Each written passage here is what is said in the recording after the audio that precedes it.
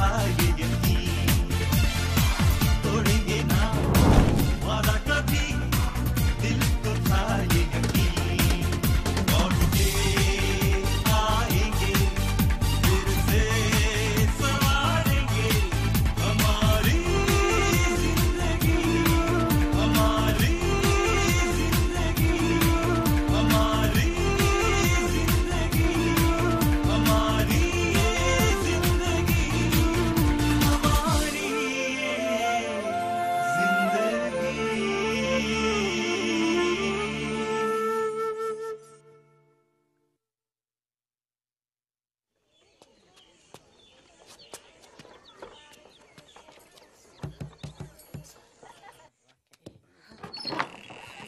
हमें इसी बात का डर था। शहर के शासक हमें ढूंढ रहे हैं।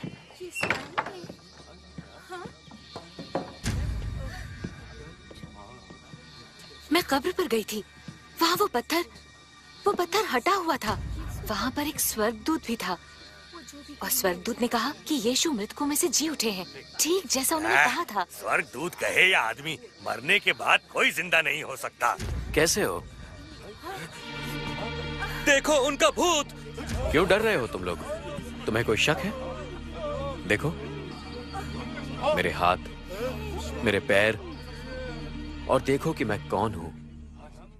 भूतों के पास मेरी तरह शरीर नहीं होते। तुम्हारे पास खाने को कुछ है?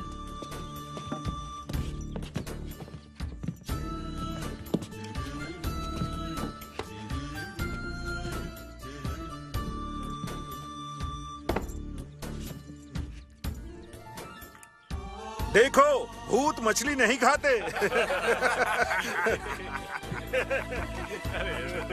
ये सब क्यों हुआ? और आप जिंदा कैसे हैं? धर्मशास्त्र में लिखा था कि मैं दुख उठाऊंगा और 3 दिन बाद मृतकों में से जी उठूंगा।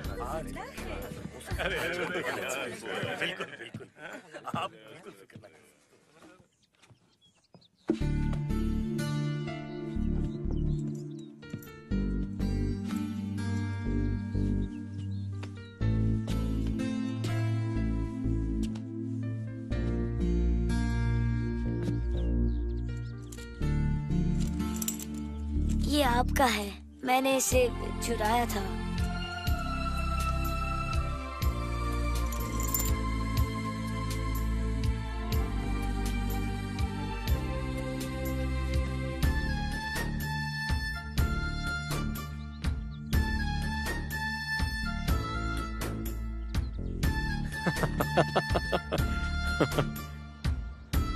ये भी लिखा है कि चारों तरफ हर एक से ये कह दो कि जो भी मुझे अपनाएगा उसकी आत्मा कभी नहीं मरेगी, वो मेरे साथ स्वर्ग में रहेगा।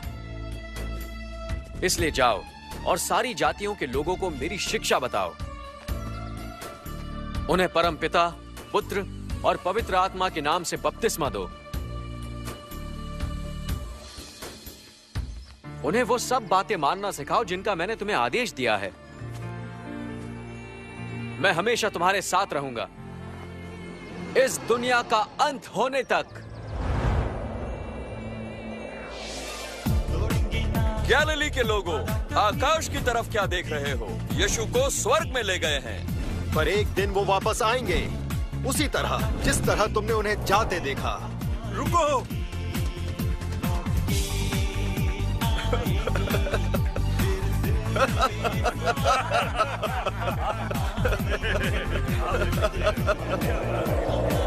क्या बात है!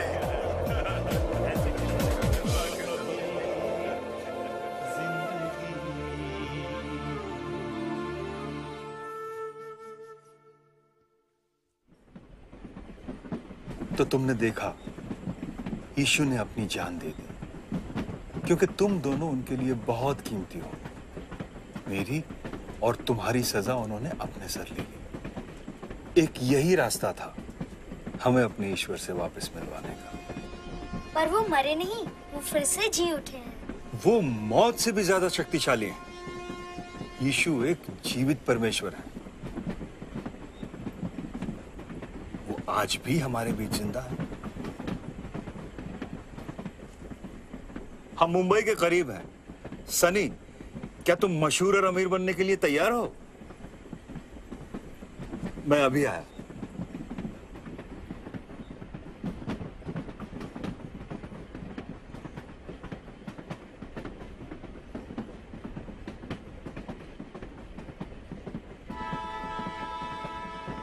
जैस्मिन, मुझे लगता है हमें घर वापस लौट जाना चाहिए। अंकल से कहानी सुनने के बाद मैं ये जान गया हूँ कि ईशु हमसे प्यार करते हैं। मुझे लगता है कि हमारी भी कोई अहमियत है। तुम समझ रही हो ना मैं क्या कहना चाहता हूँ? हाँ, मैं समझ रही हूँ। राज अंकल से ईशु की कहानी सुनकर मुझे ये पता चला कि कोई मुझसे भी प्यार करता है। सनी, हम मुंबई पहुंचने वाले हैं। क्या तुम तैयार हो? नहीं, हमें घर वापस जाना है, पर पता नहीं कैसे। हमें यहाँ तक आने की भी टिकट नहीं थी। अगर टीसी आ गए तो? तुम टीसी की फिक्र मत करो। क्यों नहीं?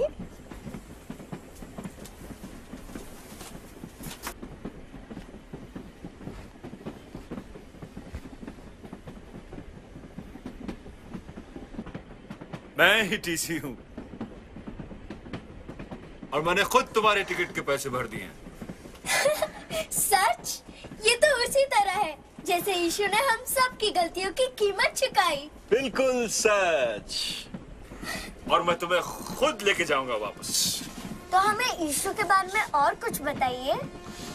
यीशु के दिल में तुम्हारे लिए बहुत अहमियत है। इसलिए नहीं कि तुम क्या करते हो या नहीं करते,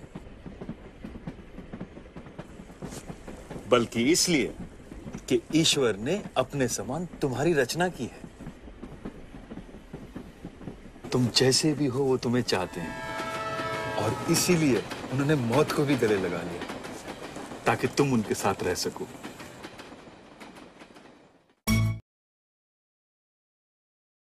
सनी और जैस्मिन अपने माता पिता की आकांक्षाओं को तुच्छ समझते थे। उन्हें लगा कि दौलत और शोहरत कमाकर वो महत्व और मुकाम हासिल कर लेंगे।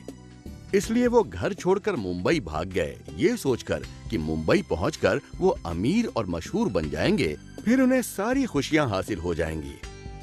वो जानते थे कि वो गलती कर रहे हैं, लेकिन प्रेम और अपनेपन की तलाश में वो लगातार गलतियां करते चले गए। सौभाग्य से सनी और जैस्मिन के जीवन में अंकल राज आते हैं। ये जानते हुए कि दोनों गलती कर रहे हैं, अंकल राज उनकी मदद करते हैं। हालांकि उनके पास सजा देने का अधिकार है, पर वो उनकी गलती का जुर्माना भरकर उन्हें क्षमा करने का फैसला करते हैं ताकि उन्हें वापस उनके माता पिता के पास ले जा सकें। सनी और जैस्मिन की तरह आप भी एक सफर कर रहे हैं।